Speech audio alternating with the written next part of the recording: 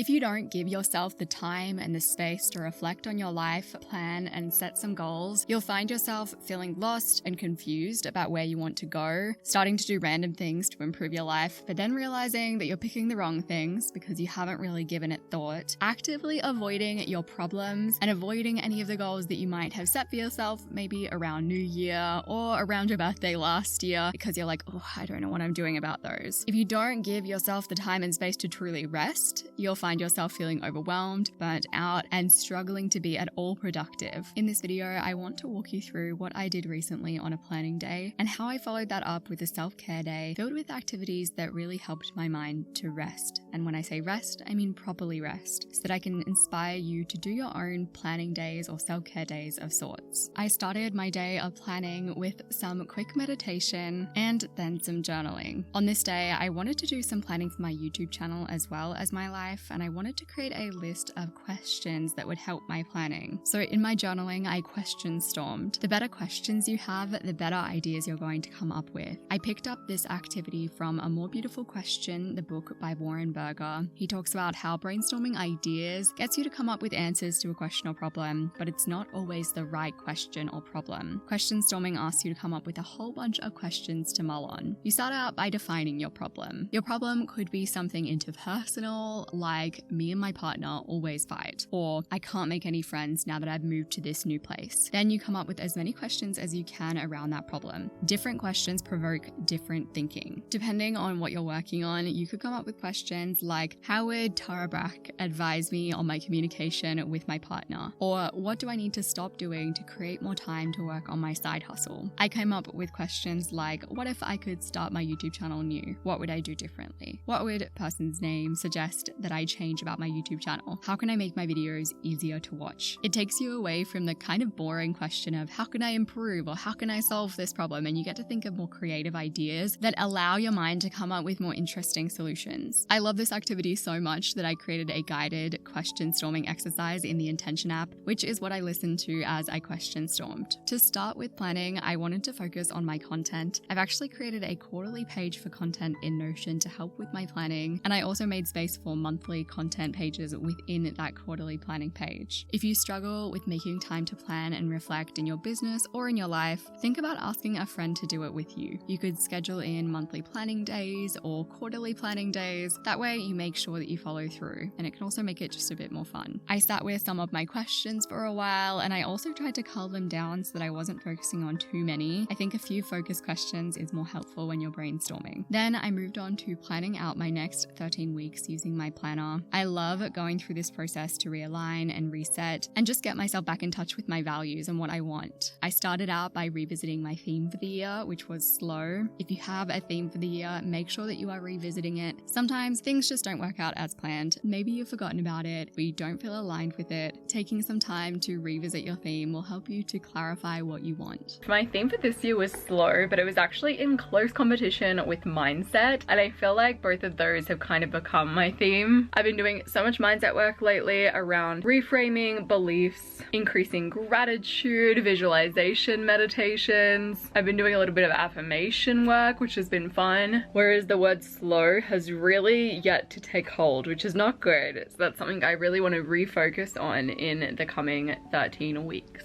I choose 4 words that support my theme, and the 4 words that I've chosen are ease, mindset, preparedness, and boundaries. So ease as in, how can I make this easy? Preparedness as in, if I'm more prepared, I have more freedom and things are more slow. It might sound counterintuitive, but the more prepared that I am, the easier things flow. Boundaries is around having bumpers in my life, reinforcing bumpers around I finish work at PM. I definitely think, funnily, going into this year with the word slow in mind, I've had one of the busiest seasons because I've had my launch, and sometimes when you go into those busy seasons you have to intentionally decide to get out of them, and that's what I'm trying to do now. Getting the app up and running was like one big huge chunk of work that I felt did get me away from my consistent routine, but now it's about maintenance, it's about consistency, it's about getting back into a standard routine that I can follow, and I loved having that last year and I've missed it this year, so that's going to be what I'm focusing on in my next 13 weeks. Then I checked back in on my values in my life. I always find this activity makes me realize where exactly I am neglecting myself, because if I'm not living in line with my values, it shows up in terms of me feeling unhappy, me feeling stressed, or me feeling frustrated with my life. Focusing on your values is always worth doing. Even if you don't feel like doing it, revisit that list of values that you might have made at the start of the year. If you've been watching me for a little while, if you haven't made any values yet, go visit my Skillshare course. I talk about it there. Deciding how you're going to embrace your values is like deciding how you are going to feel good in life. These are things that are pretty much guaranteed to make you feel good because you've reflected and you've decided that these are the things that make you feel good. So my first value is learning. Learning is huge for making me feel like a human being. Every single time that I learn something new, I'm reminded of how much I love learning new things. And it could just be simply reading a book for me, but sometimes it's doing a course, it's learning a program, whatever it might be. In the next 13 weeks, I actually want to sign up to the Building a Second Brain course. Essentially, this is a note-taking course, which sounds quite ridiculous, but it looks like it's quite targeted towards content creators. So that's something that I want to invest in the next 13 weeks. My next value is growth, and the one thing that I want to focus on when it comes to growth is actually my Instagram. I have been loving creating reels recently. If you've been following my Instagram, you've probably noticed that some of my reels have gone bloody mental unexpectedly. One is up to 700k, and it's also something that I really enjoy. Like, I find it really fun. It can be time consuming, but it's fun. So I want to focus on growing my Instagram presence, and I can do that with reels. It's been a while since I've found something fun on Instagram, and I really like using social platforms in ways that I enjoy and doing things in my business that I actually enjoy. So I want to tap into anything that I enjoy doing, and reels is one of those things. My next value is connection. I have been doing tarot cards actually. Might be slightly out of character, but I really enjoy doing them, and I pulled a card recently that said that I need to get a gathering of my friends together. It didn't say that, that's how I interpreted it. That's something that I want to do for connection in the next 13 weeks. My value of freedom, it's actually all about setting bumpers and boundaries. So stopping work at 2 p.m, no work on weekends is something I really want to embrace in the next 13 weeks. It almost sounds like that's not freedom, because freedom is usually like do whatever you want, but no. Freedom for me is about not feeling like work and life are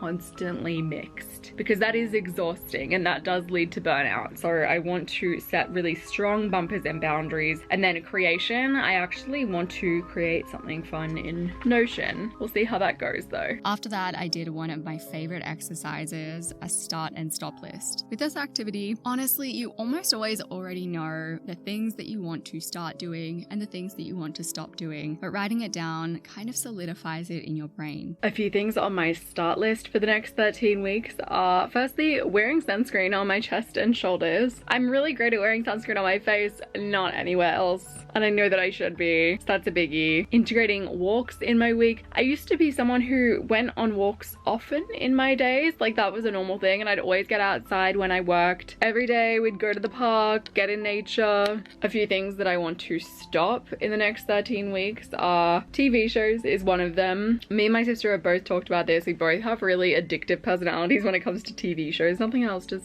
TV shows and books. And I don't think there's anything wrong with watching TV shows. I think that, you know, you need to turn your brain off every once in a while. But sometimes I think I turn my brain off for a little too long. So I want to not watch TV shows, but if I want to watch something, just chuck on a movie, because if I start a TV show that has like 9 seasons in it, it's just not healthy for anyone. Then I created some lists for my 13 weeks. There are a few lists that I love creating, including an experience list. There's nothing wild on here, but I did want to plan in a few picnics and sunsets. I also have a discomfort list that I like to make. This is a list that you write filled with things that make you feel a bit uncomfortable that you know would be good for you. One of my favorite parts of planning my quarter is planning in my experiences and the things that I'm going to do that make myself uncomfortable. So intentionally doing things that I want to do, obviously, that give me a sense of discomfort, that make me feel like I'm stretching myself. Literally writing that list made me feel uncomfortable. I can feel that I've obviously shrunk back in a little bit in my comfort zone, because some of these things I'm like, yeah, I would have done that in like a heartbeat just 3 months ago, but writing them down now, I'm like, oh my god, that's something that I'm gonna force myself to do. Like, she's brave. Then there's a connection list. Connection Connection is one of my values, and the people that you meet can truly change your life. I wrote down a few real people that I want to connect with, as well as some imagined people that I would just like to bring into my life. Then I planned my moments out for the next 3 months. At the top of the page, it actually says the 3 components to happiness are something to do, someone to love, and something to look forward to. I decided to follow up my day of planning with a day of self-care. A while ago, I realized that I would set aside one day a year to do my favorite things, my birthday. I would spend time planning this really nice day for myself. I'd usually have a really good day, feel wonderful, and then I'd wait until the next year to do all of my favorite things again. So I've been intentional about planning in favorite things days more regularly now, where I basically just take a few of my favorite things and plan them into a day. I started out my day slow with a decaf coffee on the couch. I've actually never liked decaf coffee until recently when I started using oat milk, and now I am obsessed. I gave up coffee a while ago because it kicked up my anxiety, but I love the taste of coffee, and the act of just sitting down in the quiet with a warm drink just makes me really happy. I got ready for my day with a shower, my skincare routine, I covered myself in sunscreen, and in the midst of getting ready, I also did a tarot card reading, which has been one of my favorite things as of late. If you told me a year ago that I'd be picking out a tarot card of the morning, I honestly wouldn't have believed you. This is the best way to describe how I feel about tarot, and it's from the website Labyrinthus. I'm not sure how to say that. They sell tarot cards for self-discovery and personal growth. We don't believe in divination. We are here to empower you, not the cards, nor some old guy with a funny beard in the sky, or any other jerk that claims to know what your life will be like. The magic isn't in the cards, it's in you. Tarot is your mirror. It's a reflection into the self. Tarot gives you the perspective to see the events of your life in novel ways. The cards see, acknowledge, and reflect all parts of you. No matter what card you get with tarot, there's always something that you can reflect on that can encourage self-discovery. And that's what I like using tarot for. After I got ready, I started my day out with a meditation. This was a gratitude meditation, because you know the feeling when you feel just really self-focused and your problems feel monumental. I find gratitude is a good way to counteract that feeling. So I meditated on people in my life that I'm grateful for, places in my life that I'm grateful for, and even the tools in my life that I'm lucky enough to have access to. I truly wanted to just gratitude bomb myself on this day, so I also filled up a whole page of my notebook with gratitude. I focused on what I was grateful for and why I was grateful for it as I wrote. I took my whole morning really slowly, which usually is a really guilty pleasure for me, except this day I chose to not feel guilty at all about it. I love slow mornings, and if I wasn't the most productive in the morning, I think I'd wake up early but then take to like 11 a.m. to get ready every day. I had a grocery delivery coming, so I unpacked my groceries, tidied the bench a little bit. I like to clear the bench before I leave because it's the first thing I see when I get home, so it really sets the tone. The first thing that I wanted to do with my day was to go to the beach, something I simply don't do enough that reliably makes me feel good. I headed out and I picked up a juice first thing because juice and the beach just feel like a match in my mind. This is watermelon, pineapple, and mint, and it was so nice. Recently on Instagram, I talked about the act of guilt resting, which is this faux rest that a lot of people fall into the pattern of doing. You get overwhelmed with everything, so you rest, which might look like going on TikTok or watching Netflix or just doing nothing, but all the while you just feel guilty about it and you feel like you should be doing something else. So really, you aren't resting at all, because resting while feeling guilty doesn't actually allow your mind to fully rest. And that is why you need to plan in intentional rest, like going to the beach or going to the park or just spending a day reading at home. Because if rest isn't intentional, if it's filled with guilt about what you should be doing, it's not true rest. You need to plan in intentional rest to restore yourself, and for me that looked like time at the beach. Something about going to the beach on your own feels really good to me. I think it's because you don't have anyone to talk to, so you're forced to be really present and you're paying attention to the way that the sun feels and the sound of the waves and the feeling of the sand. I chose to not do anything while I was there, and I just got to lie and be with myself for a bit, and it was so nice. After the beach, I actually went to the shopping center to do a favor for my future self by buying some bits and pieces for a meal prep. I didn't think of these ingredients when I ordered groceries.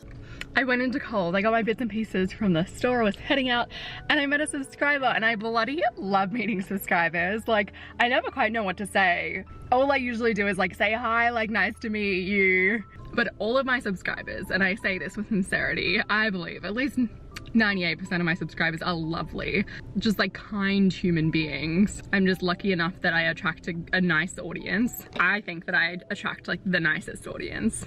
I never get anyone say hi to me where I actually live, and I don't have that many Australian people that follow me, so whenever anyone says hi to me, I'm like, hi, how's it going? And then I went out and my favorite donut place was, they do like a pop-up stand and they're popping up everywhere recently. They do gluten-free and vegan donuts. Oh, they're so good. They cook them fresh and they always give you an extra one, and it was right outside of Coles. So of course, like, I had to get some donuts, but what a good shopping trip. It's not something you say often.